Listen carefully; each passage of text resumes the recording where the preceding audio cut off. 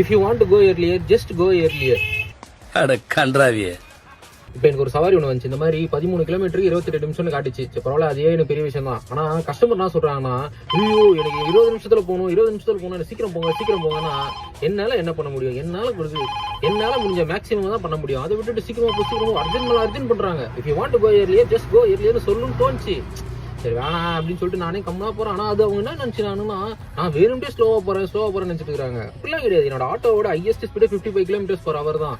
என்னால டிராபிக்ல கிட்டத்தட்ட மேக்ஸிமம் என்ன ஒரு 30 to 40 per hour தான் போக முடியும், km/h தான் போக முடியும். அது அவங்க புரிஞ்சுக்காம சீக்கிரம் போல, நீ உங்களால தான் லேட்டு, என்னால தான் லேட்டுன்னு என்ன பிளேம் பண்றாங்க. சார் நான் என்ன சார் தப்பு பண்ணேன்? என்ன ஏன் இப்படி பந்தாடுறீங்க?